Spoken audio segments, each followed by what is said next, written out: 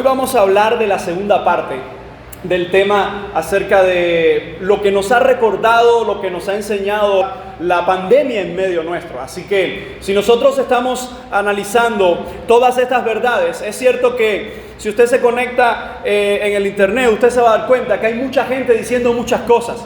Incluso hasta algunos diciendo que la pandemia es una mentira, que hay un plan maquiavélico detrás de toda la pandemia, donde los estados no sé qué y qué sé yo. Pero lo que tú y yo sabemos es que la pandemia ha sido real.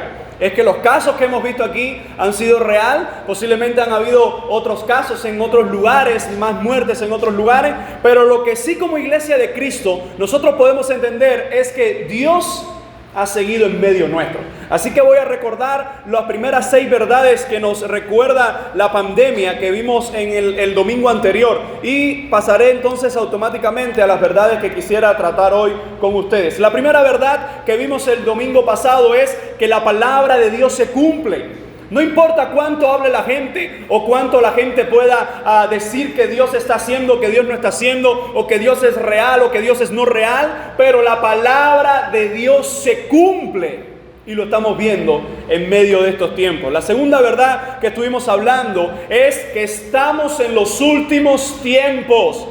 Hermanos, usted no va a durar 100 años más.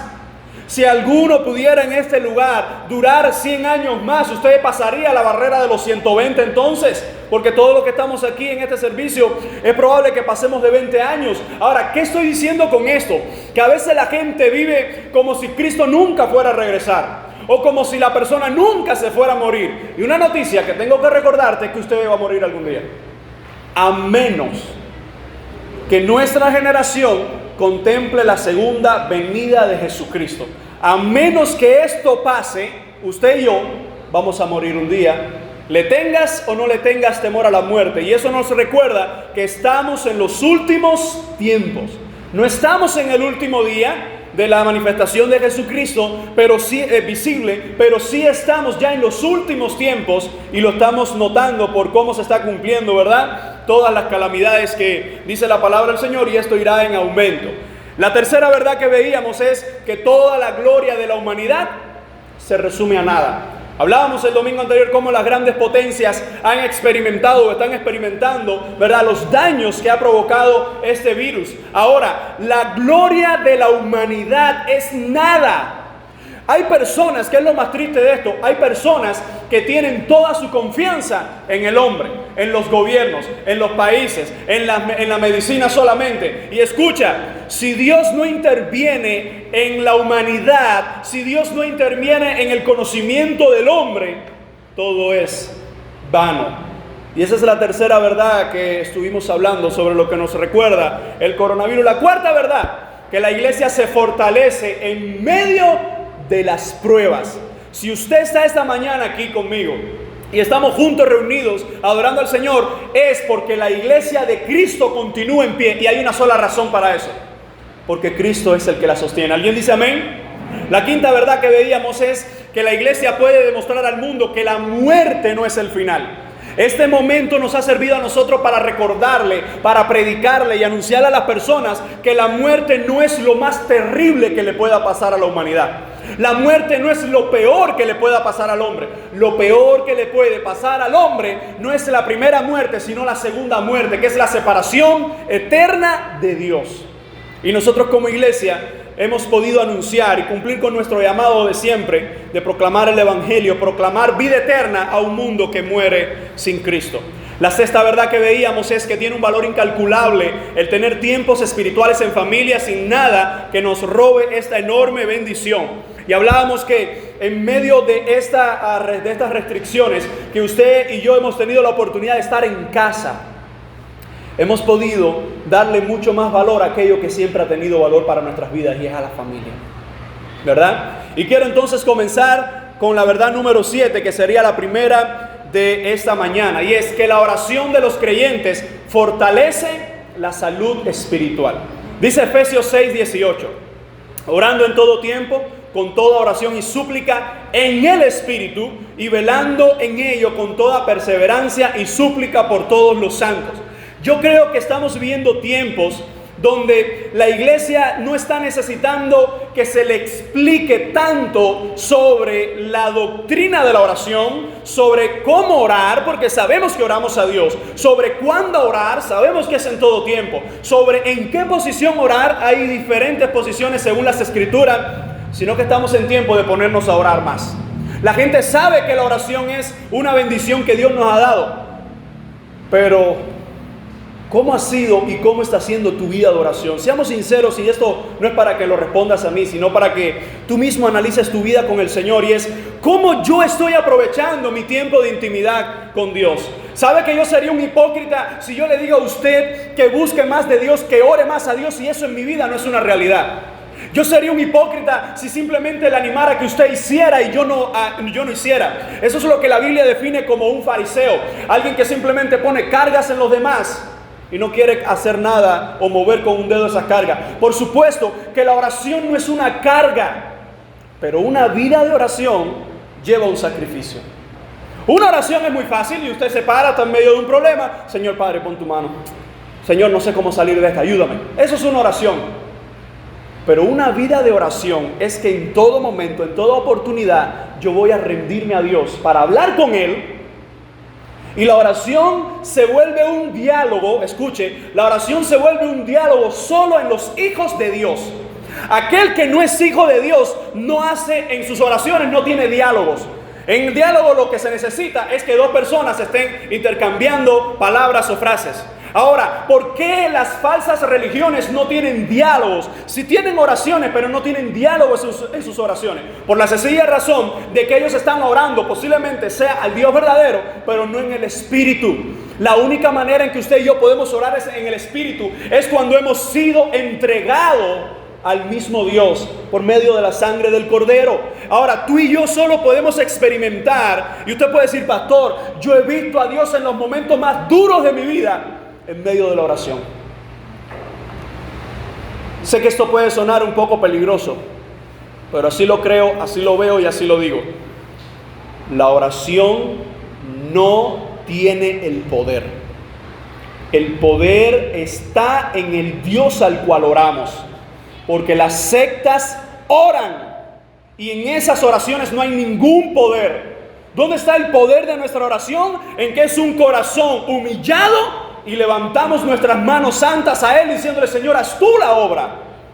Eso es lo que hace poderosa nuestra oración, que es de un corazón arrepentido a un Dios verdadero que espera que tú le pongas tus peticiones, que tú pongas tus acciones de gracias delante de Él. Por eso yo creo que esta primera gran verdad nos recuerda a nosotros, hermanos, que la oración no es simplemente un ritual que tenemos que hacer para crecer más en la fe. La oración yo creo que es como el agua para la humanidad. Sin ella morimos. Si no tenemos relación con nuestro Dios, lo que sí pasará en nuestras vidas es que nos enfriaremos más. Y fíjense si es así, que a usted se le puede hacer muy pero muy fácil pasar 1 hora frente al televisor, o 2 horas frente a un partido de fútbol o de pelota, de algo que le llama la atención, o pasarse 3 horas hablando con una amiga o hablando con una persona de un tema que le llame mucho la atención. Pero hay veces que estamos orando, y escuche esto, si usted alguna vez ha estado orando y está hablando con el Señor y dice, bueno, ya terminé. Recuerde que hay un enemigo en usted, que es su propia carne, que usted tiene que doblegarlo. La carne nunca estará dispuesta a pasar más de 1 minuto orando.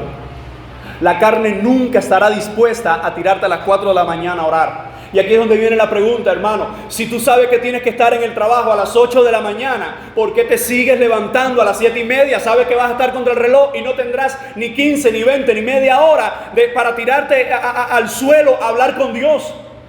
O si tienes tu artritis, si tienes dolores, si tienes qué sé yo cuántas cosas y no te puedes tirar al suelo, sentarte y decir, Señor, quiero poner este día en tus manos. No hagamos nuestras vidas de oraciones telegramas, que simplemente es una frase, Señor, gracias por los alimentos, gracias por la comida de hoy, gracias porque me cogí la guagua, gracias porque no me hicieron esto en el trabajo, gracias por no sé qué, Señor, ayúdame a aquello, Señor, mira lo otro, y se vuelve telegramas. Yo creo que es el momento donde ya usted ha pasado al segundo nivel de lo que es la oración. Las bases teológicas de la oración ya usted las conoce. Pero ahora necesitamos la segunda parte, que es la práctica de la oración. Otra de las verdades que nos recuerda el coronavirus, el SARS-CoV-2, es la siguiente: que puedes valorar por ti mismo el regalo que se nos ha dado de poder congregarnos en el templo, y cómo a veces esto es menospreciado. Dice la palabra del Señor en Hebreos 10, 23 al 25. Mantengamos firme sin fluctuar la profesión de nuestra esperanza, porque fiel es el que prometió, y considerémonos unos a otros para estimularnos al amor y a las buenas obras, no dejando de congregarnos como algunos tienen por costumbre, sino exhortándoos, y tanto más cuanto veis que aquel día se acerca. Cuando el autor de los Hebreos está dando esta carta por medio del Espíritu, algo que está recalcando él es el propósito que ellos tenían al congregarse. El propósito de congregarse de ellos era primero por la promesa y la esperanza del que los había llamado y había estado con ellos, el mismo Jesucristo. La segunda idea del congregarse era para estimularse al amor y a las buenas obras en la congregación. Y dice el verso 25, no dejando de congregarnos como algunos tienen por costumbre. Es probable que en ocasiones usted no pueda venir al templo, pero cuando existe la costumbre de no venir al templo, es probable que ya usted no sea ni hijo de Dios. La diferencia que hay entre una práctica natural de algo o hacer algo y tener una costumbre sobre algo, la diferencia que hay es muy estrecha, y es la siguiente: que uno necesita, para hacer una costumbre, un hábito, repetirlo varias veces. ¿A cuántos, cuando se preparan para ir al servicio, no se les presentan disímiles de problemas para no venir a la casa de Dios? ¿A cuántos le pasa que 5 minutos antes de salir suena el teléfono y es no sé quién que quiere a esa hora hacerte el cuento de la buena pipa? ¿A cuántos no se le presenta que 20 minutos, media hora antes de salir para el templo se le rompió el refrigerador? Y si a un cubano se le rompe el refrigerador, ya eso es la vida, eso se fue el mundo abajo. Eso es peor que casi que un marrón para un cubano. Pero no es menos cierto que estos 3 meses y medio, donde usted y yo no nos hemos podido congregar, no nos hemos podido congregar en el templo, pero nosotros que somos el templo, la iglesia, hemos seguido dando nuestro servicio, ya sea en nuestros hogares, ya sea llamándonos unos a otros, ¿verdad? Teniendo, aunque cierta distancia, comunicación unos con otros. Ahora, había un grupo de personas entre los hebreos del primer siglo, a los cuales se les escribe esto, que estaban tomando por costumbre el no congregarse. ¿Cuál es la costumbre del no congregarse? Imagínense que una de estas familias hebreas del primer siglo iban el primer día de la semana, el día de la resurrección, iban el domingo a una casa. Ellos no tenían templo, recuerden, el templo era el de Jerusalén y tenían sinagogas. Los cristianos no tenían ni templos físicos hechos, ni tenían sinagoga. ¿Dónde se reunían los primeros cristianos? En las casas de los hermanos que disponían sus casas, y allí se congregaban las iglesias. Ahora, ellos iban, algunos de esos hermanos iban para una de esas casas a congregarse. Pero quizás a esos hermanos del primer siglo, antes de salir, le llegó una visita.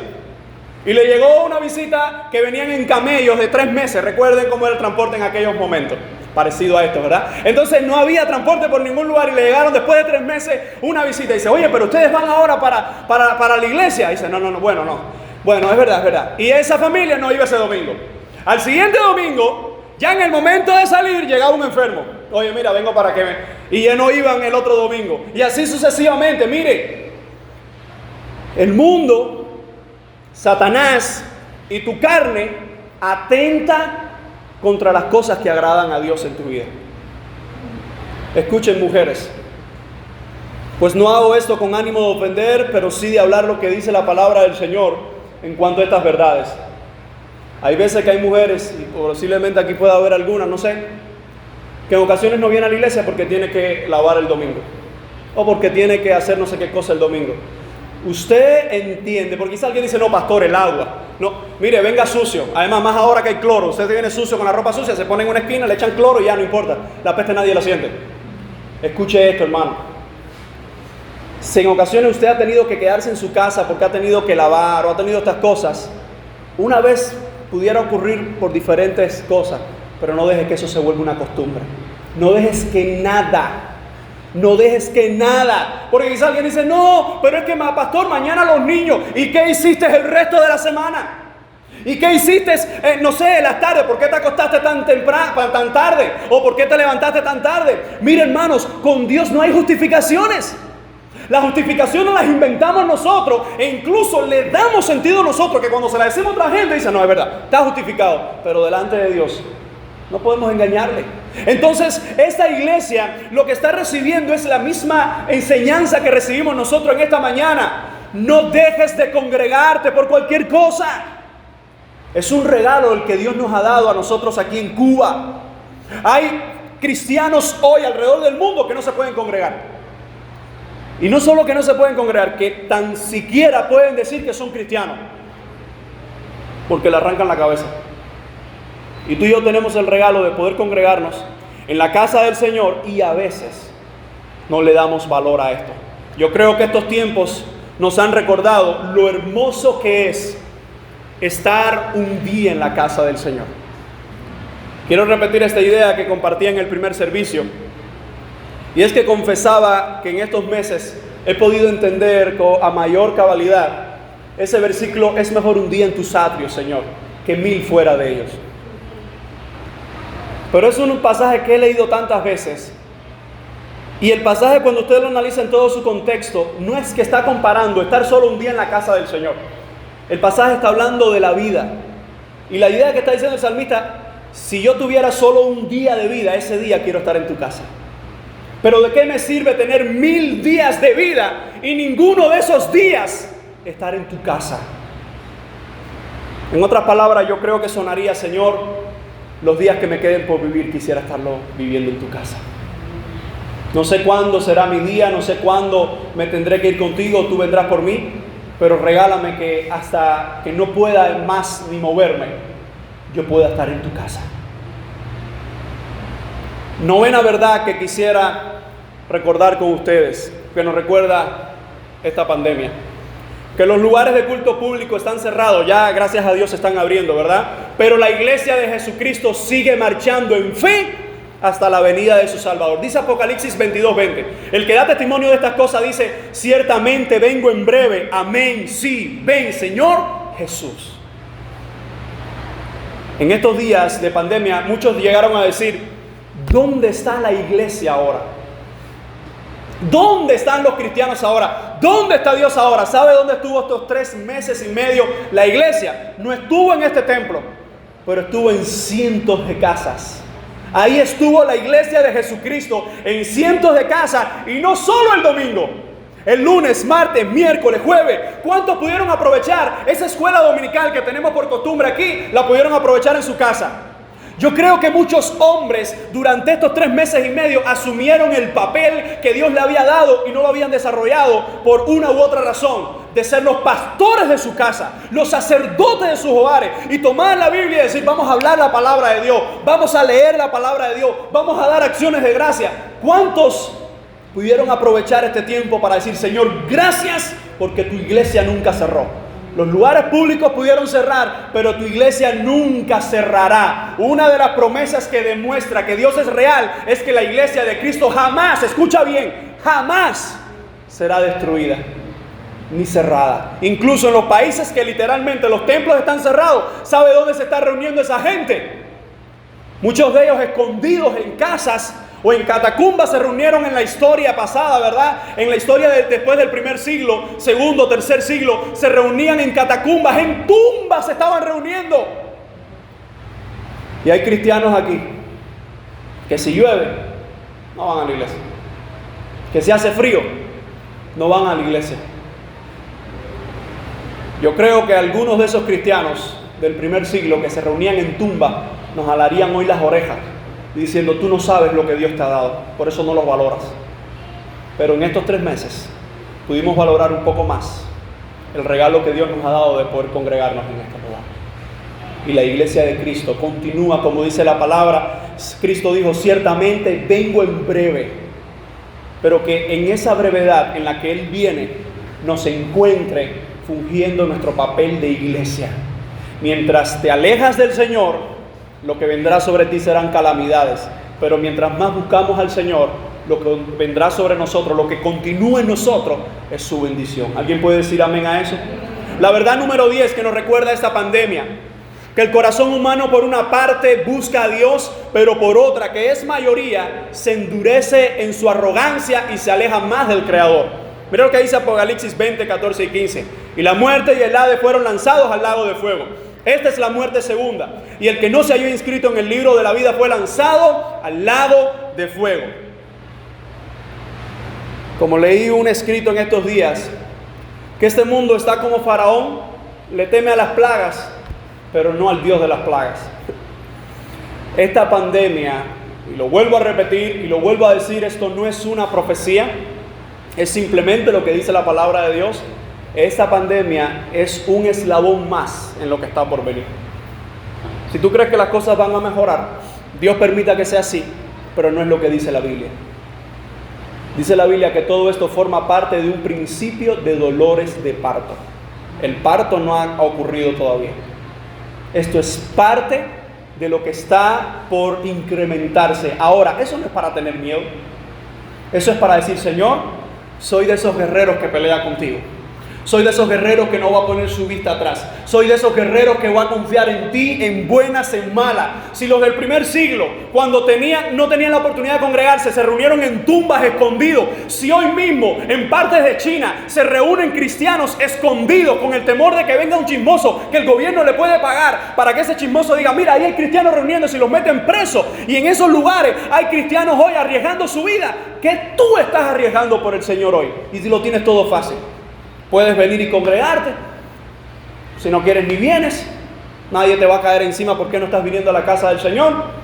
Incluso, aunque es muy difícil todavía, pero ya que casi, puedes ver una predicación en tu casa grabada con una memoria, quizás en el internet todavía un poco caro, pero ya casi tú puedes tener un culto como tienen en muchos lugares en la casa. Lo pones ahí, la predicación, pones la alabanza, lo pones todo y lo estás viendo en tu casa. Tú y yo todavía no sabemos cómo se puede enfrentar la crisis del evangelio en Cuba. Yo oro para que eso no pase, para que mi hija no tenga que pasar por eso, pero si aún pasara por eso, oro para que el Señor nos ayude a serle fieles hasta el final.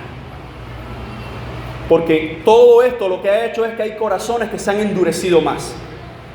Y déjame decirte, el cristiano que no estaba firme de verdad en el evangelio, que dependía del domingo y la predicación del domingo en la mañana nada más, el cristiano que solo dependía de eso, durante estos 3 meses y medio, se enfrió o se apartó o demostró en quién estaba su compromiso. Porque nuestra dependencia no está el solo de venir el domingo a la iglesia. Nuestra dependencia está de Jesucristo en todo momento. Siguiente verdad que quisiera compartir contigo es la verdad número 11. Que puedes entender por ti mismo que Dios es no solo tu esperanza, tu sanador, tu protector, sino lo único y lo más grande que te ha pasado. ¿Cuántos pueden decir amén a esto? Dice Judas 24:25, y aquel que es poderoso para guardaros sin caída y presentaros sin mancha delante de su gloria con gran alegría, al único y sabio Dios, nuestro Salvador, sea gloria y majestad, imperio y potencia, ahora y por todos los siglos. Amén. Durante estos meses, tú y yo hemos visto la mano de Dios de diferentes maneras.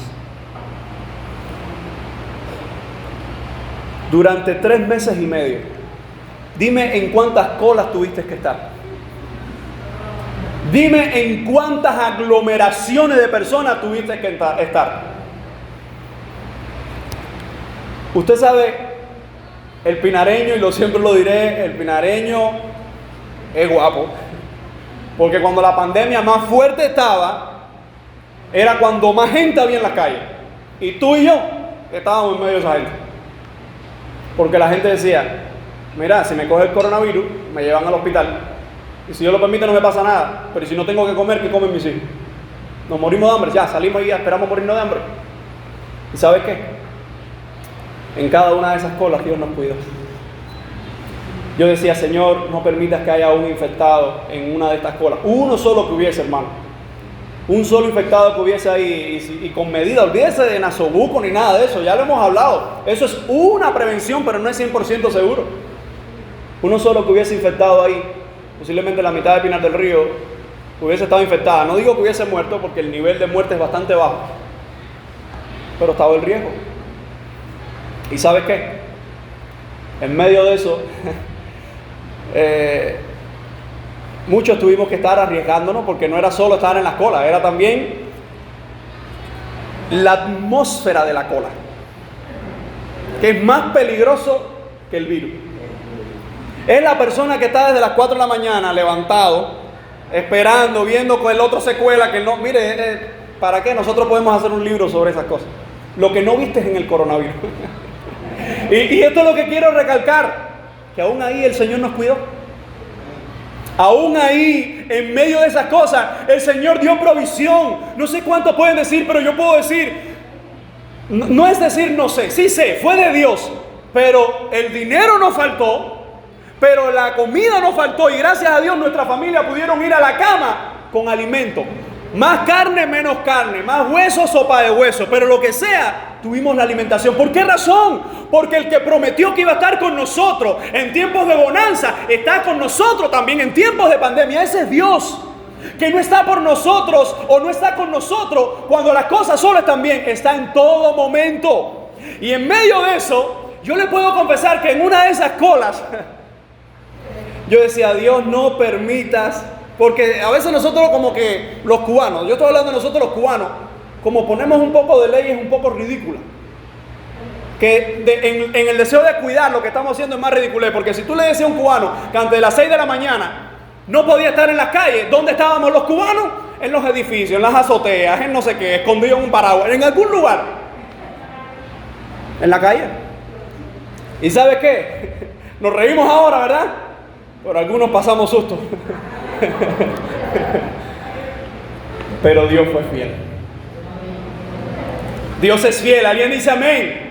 El Señor nos cuidó. Y no solo que nos cuidó, el Señor sigue con nosotros. Quiero terminar con la última verdad que podemos decir que nos ha recordado, nos ha enseñado o nos ha recalcado el coronavirus. Y es que tu futuro está seguro en el Redentor. Dice Hebreos 13:8. Jesucristo es el mismo ayer y hoy y por los siglos. Siempre me encanta esta verdad.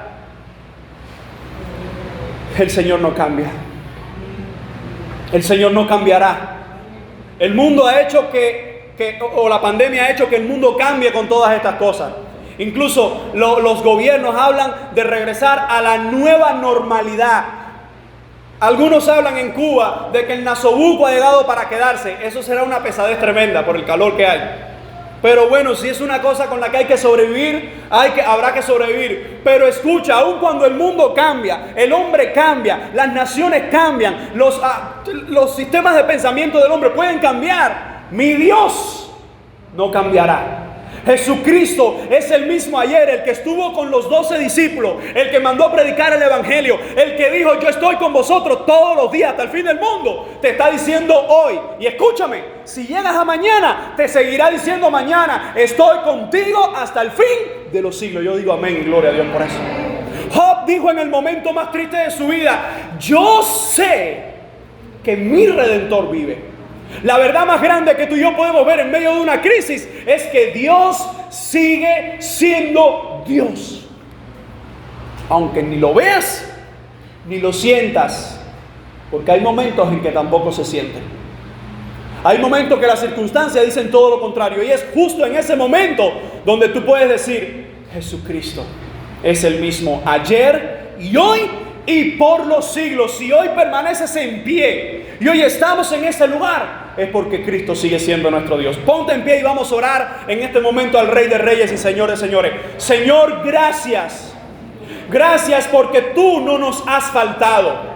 Gracias porque tú has estado con nosotros. Gracias porque tú seguirás con nosotros. Esta pandemia, si lo permites, pasará.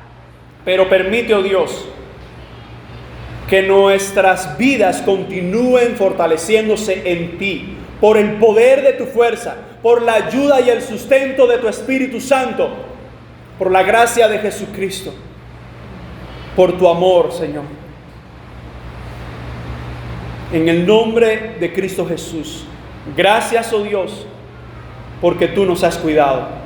Te pedimos en esta hora por aquellos que han perdido un ser querido, por aquellos que han perdido trabajos, por aquellos que han perdido muchas cosas. Te rogamos que tú seas su sustento y que de una manera u otra tu evangelio llegue a ellos y les fortalezca. Te rogamos en esta hora por tu iglesia y te pedimos también por nuestra nación. Sigue obrando, Señor, que este mundo, que esta nación vea que la iglesia cubana tiene al Dios verdadero y que se rindan a los pies de ti, Señor, a los pies del Dios verdadero. Mientras, como dijo aquel gran hombre, que sea un lema en nuestras vidas, en nuestras familias, en los hijos de nuestros hijos, hasta 1000 generaciones, esa verdad absoluta, que los demás sirvan a los que quieran servir, pero yo y mi casa serviremos a Jehová. A tu nombre, solo a tu nombre sea dada la gloria. Amén y amén.